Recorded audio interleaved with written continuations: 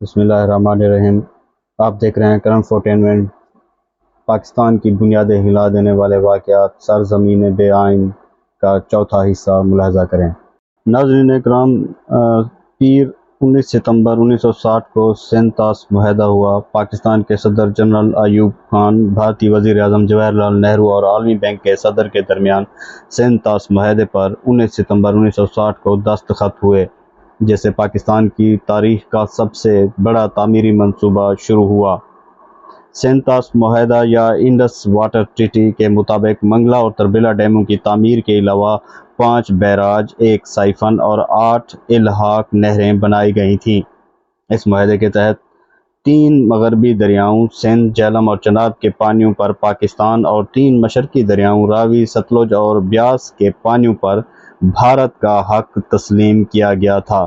بدلے میں بھارت نے پاکستان کو 62 لاکھ پاؤنڈ ادا کیے تھے، جو 125 میٹرک ٹن سونا کے برابر تھے۔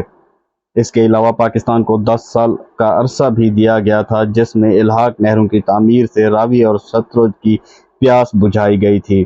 اس منصوبے کی تکمیل کے لیے ورلڈ بینک کے علاوہ برطانیہ، امریکہ، کینیڈا، آسٹریلیا، نیوزی لینڈ اور مغربی جرمنی نے بھی فنڈنگ کی تھی۔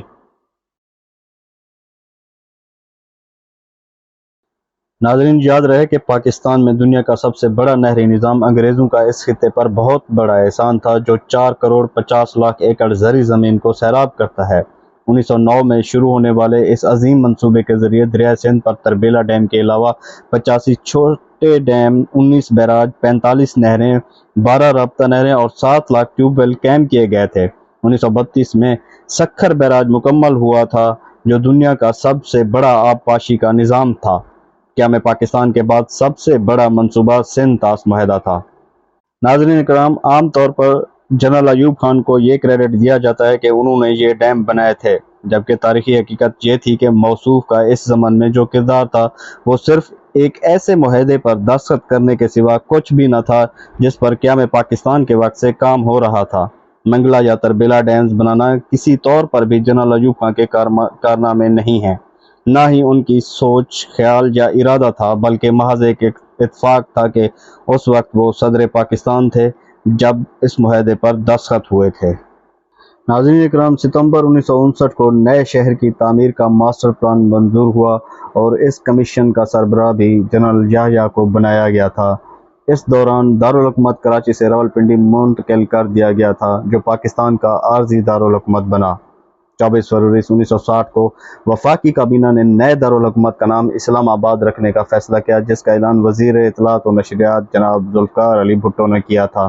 28 مئی 1960 کو شکرپڑیاں کی پہاڑی پر وفاقی کابینہ کا اجلاس ہوا، جس کی صدارت صدر جنرل ایوب خان نے کی اور شہر کے ماسٹر پلان کی منظوری دی گئی تھی۔ یہ پلان یونانی کمپنی نے تیار کیا تھا۔ 27 اکتوبر 1960 کو اسلام آباد کی تعمیر کا سنگ بنیاد رکھ دیا گیا تھا اور 600 مکانوں پر مشتمل پہلا علاقہ آب پارہ 3 جون 1962 کو مکمل ہوا تھا۔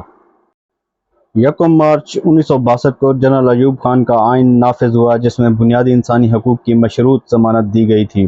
یہ ایک صدارتی آئین تھا جس میں طاقت اور عقل کل صدر کی ذات تھی اور عوام محض رعایا اور تماشائی تھے۔ سیاسی پارٹیوں پر پابندی تھی، لیکن خود صدر صاحب کے مسلم لیگ کو ہائی جیک کرنے کی گنجائش رکھی گئی تھی۔ ایک خاص بات یہ بھی تھی کہ اس آئین میں پاکستان کو اسلامی جمہوریہ کی بجائے صرف جمہوریہ یا دی ریپبلک آف پاکستان قرار دیا گیا تھا، اور مزے کی بات یہ ہے کہ کسی مذہبی حلقے کے کانوں پر جوں تک نہیں رینگی تھی یا شاید رینگنے ہی نہیں دی گئی۔ 62 کا آئین ایک شخصی آئین تھا۔ اس شخصی آئین کے تحت صدر، قومی اسمبلی اور صوبائی اسمبلیوں کے ممبران کا بالواسطہ انتخاب، بنیادی جمہوریتوں کے ممبران اور ان کا بالواسطہ انتخاب بلدیاتی انتخابات میں بالغ رائے دہی کی بنیاد پر عوام الناس کرتے تھے۔ صدر کو کلی اختیار حاصل تھا کہ وہ ہر کسی کو گھر بھیج سکتا تھا اور اس کا حکم آرڈیننس کی صورت میں قانون بن جاتا تھا۔ قومی اسمبلی توڑنے کی صورت میں صدر کو بھی مستعفی ہونا پڑتا تھا۔ صدر اسمبلی کے کسی بھی فیصلے کو ویٹو کر سکتا تھا، جب 2/3 اکثریت سے صدر کا مواخذہ بھی کیا جا سکتا تھا۔ صدر کا مسلمان ہونا لازم اور اس کا انتخاب صرف 2 بار ہی ہو سکتا تھا۔ صدر اور سپیکر کے عہدوں پر بیک وقت ایک ہی صوبے کے افراد فائز نہیں ہو سکتے تھے۔ ناظرین اکرام، جنرل ایوب خان کے نام نہاد سنہری دور میں 15 جون 1964 کو ممبر قومی اسمبلی اور ماہر اقتصادیات ڈاکٹر محبوب الحق نے بجٹ تقریر کے دوران انکشاف کیا کہ پاکستان، جو اس وقت موجودہ پاکستان اور بنگلہ دیش پر مشتمل تھا، کی 60 میں سے 80% دولت پر صرف 22 خاندان قابض ہیں۔ اس کے مطابق 66% صنعتیں، 79% بیمہ کمپنیاں اور 80% بینکوں کا سرمایہ صرف 22 خاندانوں کے تصرف میں ہے۔ ڈاکٹر محبوب الحق نے ان امیر ترین 22 خاندانوں کے نام تو نہیں بتائے تھے، لیکن 1963 میں جنرل ایوب خان کے دور میں ان کے سمدھی لیفٹیننٹ جنرل ایم حبیب اللہ خان خٹک اور بیٹے کیپٹن گوہر ایوب نے مبینہ طور پر خاندانی اثر و رسوخ اور غیر قانونی طریقے سے جنرل موٹرز کے ٹھیکے حاصل کیے، جس سے وہ ان امیر ترین خاندانوں میں شامل ہو گئے تھے۔ ان کی گندھارا انڈسٹریز کرپشن اور اقربا پروری کی ایک بدترین مثال بن گئی تھی، جس کے قصے زبان زد عام تھے۔ معروف شاعر حبیب جالب نے اس موضوع پر ایک مشہور زمانہ نظم لکھی، جس کا پہلا شعر تھا: 22 گھرانے ہیں آباد اور کروڑوں ہیں ناشاد، صدر ایوب زندہ باد۔ 22 خاندانوں کی اصطلاح جنرل ایوب خان کی مبینہ کرپشن اور ان کے خلاف عوامی غیظ و غضب کی ایک بڑی وجہ بھی تھی، جو ان کے افسوسناک انجام پر منتج ہوئی تھی۔ جنرل ایوب پر یہ الزام رہا کہ انہوں نے فوجی افسران کو پیشہ ورانہ فرائض کی بجائے کاروبار اور کرپشن کی طرف راغب کیا تھا، جن میں ان کا بیٹا اور سمدھی بھی شامل تھے، جو قبل از وقت فوج سے ریٹائر ہو کر کاروبار میں لگ گئے تھے۔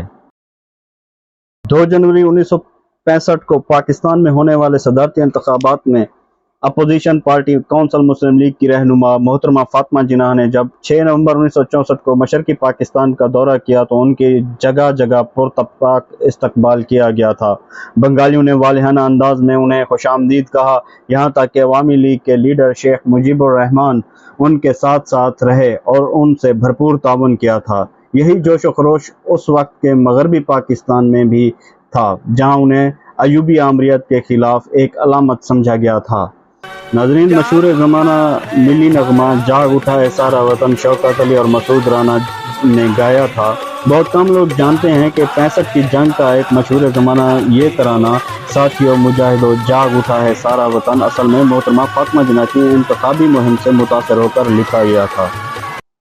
1965 کے صدارتی انتخابات بالغ رائے دہی کی بنیاد پر نہیں ہوئے تھے، بلکہ صرف بلدیاتی اداروں کے 80,000 ممبران کو ہی ووٹ دینے کا حق حاصل تھا۔ صدر ایوب خان نے صدارتی انتخابات جیت لیا تھا۔ اگر عام انتخابات ہوتے تو 70 سالہ ضعیف خاتون پاکستان کی ہی نہیں بلکہ اسلامی دنیا کی پہلی مسلم خاتون صدر ہوتی۔ دلچسپ بات یہ ہے کہ مذہبی حلقے عورت کی حکمرانی پر متفق نہیں تھے، لیکن جماعت اسلامی نے محترمہ فاطمہ جناح کا ساتھ دیا تھا اور دیگر مذہبی جماعتوں نے مخالفت کی تھی۔